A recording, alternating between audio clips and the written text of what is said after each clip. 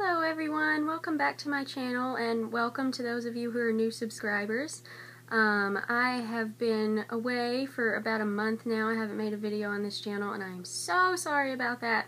I only planned for it to be about 2 weeks between my last video and this one, or any video, and it turned out to be much more than that. I'm so sorry about that. It's just, I was at the end of this semester at college and just all the end assignments and exams, I just totally underestimated how much of my time that was going to take up, and any spare time I had, I didn't really feel like reading or anything like that, which is fine. I mean, you know, during times of stress and, you know, when a lot of your brain capacity is being taken up by school or something like that, it's okay, I think, to, you know, just chill out on Netflix for a while and not read. But I am in my summer break now. I just finished up yesterday and moved home. Yay! So I'll have a lot more time to read and make videos for you guys. So I hope to get back on a much more regular schedule. I hope to post at least a video a week, if not more.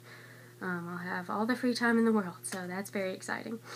So today I have for you my April wrap-up, which is quite depressing, I'm not going to lie. There was not, as I said, there was not much reading done in the month of April, so I only have 3, well, technically 4 things to show you, but yes, it's 2 graphic novels, 1 middle grade novel, and a picture book. So, not my best reading month ever, but you know, it's okay, it happens. You have good reading months and bad reading months, so I hope to come back full force now that I'm in summer. So let's just get started with the April wrap-up. The very first thing that I read and completed in April was Volume 1 of Lumberjanes by Stevenson, Ellis, Waters, and Allen. It is about these 5 ladies right here who are best friends, and they are at the Lumberjanes summer camp together, and it's just about all the adventures and mischief that they get into along the way. And it is fabulous. I loved this. It was so hilarious. The dialogue is just like spot on. I loved it. It was amazing.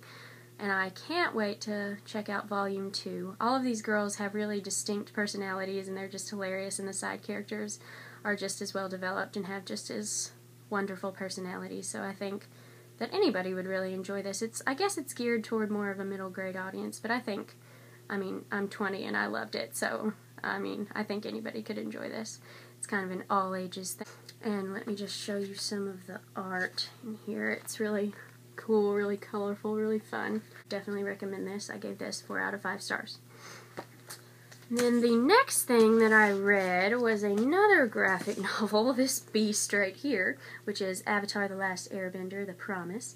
And this, I'm going to put this down because it's kind of heavy. This is a continuation of the animated series Avatar: The Last Airbender. It continues on right after the season 3 ends, and it's just the story of what happens to Aang and the gang, rhyming, after they have defeated Fire Lord Ozai, and how they're struggling to get the Earth Kingdom removed of the Fire Nation colonies that have been set up there for the duration of the 100 Years' War, and just how Zuko and Aang are both struggling with what's the right decision to make with as far as that goes, what's the right decision to make for each of the nations, just the whole world as a whole. So it was really interesting. I loved this. I love Avatar, so it was great to see these characters again and get back into their lives and see what they were up to after the great battle. And it was wonderful. The art style is awesome. They drew the characters so well, and they most importantly, they captured their voices really well. I felt like I was watching the TV show as I was reading this. It was great, and I can't wait to pick up the next volume, which I believe is called The Search, by Brian Konietzko, Michael Dante DiMartino, who is one of the creators of the show, I believe, Jean Loin Yang, who did American Born Chinese, and Gurihiro. I'm so sorry, I'm sure I butchered all of those names, but they did a really good job collaborating together on this, and like I said, with at least one, if not both, of the creators of the original show. So it's definitely very accurate and true to the show that we all loved. So I would definitely recommend this. I gave it 5 out of 5 stars. Alright, the next thing that I read, and the only full-length novel that I ended up getting through in April, was The Water and the Wild by K.E. Ormsby. And this is a middle grade kind of fantasy, urban fantasy type adventure story, and it's a new release. It came out just a couple weeks ago, and I had been really looking forward to it because it had kind of an Alice in Wonderland feel to it in the description, and so I was really excited about it. It was okay. It was good. It was not everything that I had been hoping for. It was well written for the most part. Sometimes, I don't know, I just found the writing a little bit inconsistent. Like, some parts would be really witty and funny and clever, and then other parts would be just standard. It wasn't everything that I expected and hoped for, but it was good. I gave it 3 out of 5 stars. I definitely enjoyed it, and I would recommend it. It's a fun story. And let me tell you a little bit about what it's about. It's about Lottie Fisk, who, let me just read you the blurb on the back because it's really, I think, captivating and kind of intriguing. It says, a green apple tree grows in the heart of Thursby Square. Its leaves are a sad emerald, and its apples a cheery peridot, and at its roots starts the story of Lottie Fisk. Lottie has lived as an orphan in our world for the majority of her life. I believe she's 11 or 12 years old at the start of the story, and she has a best friend named Elliot who's sick and who she desperately wants to find a cure for. And ever since, I believe she was 6 years old, there's this apple tree, like I said, in the heart of Thursby Square where she lives, that's outside her window, that she's just loved all her life, and she really admires it. And when she's 6 years old, she finds a copper box in the ground buried underneath the roots of the tree, and she opens it up, and there's a gift for her in there for her birthday, and a note from this mysterious person who says, if you ever need anything, just ask me for it. And so she begins getting gifts from him every year on her birthday. At one point, Elliot gets so sick and so bad off that there's nothing more the doctors can do for him, so Lottie decides to write a note to the gift giver saying, you know, I won't ask you for any more gifts if you'll just find a way to save my friend. And then some strange things start to happen, and I'll leave it at that because I think it's more fun going in if you don't really know what's going on. But it's definitely a good book. It was well written for the most part, like I said. The characters are interesting. It's an interesting story. And I'm not sure if it's going to be part of a series or if it's just a standalone. I think it could kind of go either way. But if it is part of a series, I think I'd definitely be picking up the second one just to see where the story goes. And the last thing I read was a picture book. And, I mean, I know picture books are for little kids and everything, but I don't know. I just have gotten into buying them and collecting some lately that have art that I really enjoy, and one of those is this one. It's Julia's House for Lost Creatures by Ben Hatke. Ben Hatke is the author of the Zeta the Space Girl series, which I have read the first volume of and really enjoyed, and this is a picture book that he wrote, obviously, and it is about Julia, who moves to a new house one day, and she gets the house all decorated and cleans it up just the way she wants it, but then she decides it's just a little too quiet around, so she puts out a sign saying Julia's Home for Lost Creatures, and she gets quite a few interesting creatures knocking at her door wanting to live there. So it's a very cute, interesting story. I love the art style. It's absolutely gorgeous. I don't know if it's watercolor, but it's gorgeous, as you can tell. And so it's just a really cute, fun little story. I enjoyed it a lot. I think I gave it 4 or 5 out of 5 stars. I think I gave it 4, but it was really cute. I would definitely recommend it. Okay, so that is my kind of sad April wrap-up, I know, but like I said, hopefully I'm going to do better in the coming summer months with all my free time. So now I would like to talk about a read-along that I am going to be participating in. It is the MG May Reads read-along, hosted by Akos from Akosawake and Patty from I Smell Books. They are both lovely ladies. Their channels are wonderful, and I enjoy them both immensely. So I will link them down below. They are the hosts of this readathon, and it goes from May 4th to May 17th, so I'm already 2 days late. I know, I'm so sorry. But I am definitely hoping to participate in this because I love middle grade, and I've never done a read-along or readathon before.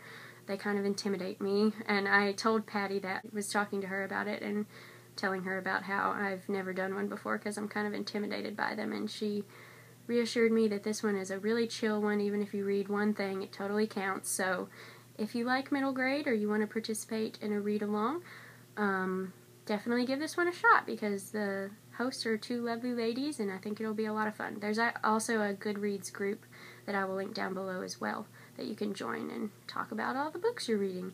My TBR for this is, I just picked out, let's see, 5 books, which I don't have any presumptions that I'm going to be able to get through all of those. I don't think I will, but they're just the ones that I am going to choose from, you know, dip in and out of the pile depending on what I'm in the mood for. And this is actually a sneak peek into my upcoming book hauls. I think I'm going to split it in 2 because I have so many. These are some of the books that I purchased when I went on my trip to Indiana with my parents that I told you about in my last video. And so without further ado, here are the books that I might be reading. We have Julia and the Art of Practical Travel by Leslie M. Bloom, which is a relatively new release. And look at this cover. Is that not gorgeous? I love it. Look at the spine. It's beautiful. Yes, this is just a short little thing, so I definitely think I'll be getting to this because I've been looking forward to it for a very, very long time. And so, yeah, I'm just very excited about this one, so hopefully I'll get to that. And then we have Just Ella by Margaret Peterson Haddix, which is not a new release by any means. It's been out for years, but this is a new cover. They did a new cover release for this series, and when a long time ago in like middle school or something, I read the second book in this series. I never actually read this one. I don't really know why. I think I just picked up the second one at a book fair or something. Book fairs. Does anybody remember book fairs? Weren't they the best? Oh, anyway, I digress. So I read the second book in this series many years ago and really enjoyed it. It's called Palace of Mirrors, I believe. And then I was at the bookstore when we went to Indiana, and I saw that they had new covers for these, and I think it's because a third one just came out. So that's really exciting. So I bought the first and second one, and this is the first one, and I'm hoping to get to this sometime soon. Yeah. And then we have The Cats of Tanglewood Forest by Charles DeLint and illustrated by Charles Vess, which, I mean, gorgeous. It's illustrated all throughout in full color. It's absolutely gorgeous. Look at that. Oh, so pretty. I've had my eye on this for quite a long time, so I'm very excited to get into this. And then we have one of my most anticipated books of this year, The Incorrigible Children of Ashton Place, Book 5, The Unmapped See, which they changed the covers, which I'm quite upset about. I mean, this is still adorable, but I just like the other covers better, and nobody really likes a cover change, let's be honest, especially in the middle of a series. But anyway, rant over. I'm definitely hoping to get to this because, like I've said before, it's one of my favorite middle grade series, and I'm just very excited about it. So that's that one. And then the last one that I might pick up is another relatively new release. It's Anyone But Ivy Pocket by Caleb Crisp. And this is the first book in a new series that kind of has a like series of unfortunate events feel to it about this maid here, Ivy Pocket, that no one really likes. And yeah, she gets into a lot of mischief and adventures, so it sounds really good. And I've read the first chapter of this, and it's very cute. And it's also illustrated throughout in a gorgeous way. The illustrations are by Barbara Cantini. So, yes, that's the last one that I have in my TBR pile. Alright, so that is my April wrap-up and my TBR for the MG May Reads Readathon. Once again, please look down below in the description and check out the announcement videos from the 2 hosts of this readathon. They're both awesome. You should definitely check out their channels. And that is all I have for this video, and hopefully I can edit it down so that it is not so long, because nobody likes super long videos. So that is all I have for this video. I will talk to you guys hopefully soon. I'm hoping to make a couple of videos this week and into the start of next week. And yeah, look out for those. Thanks for watching, guys. Bye.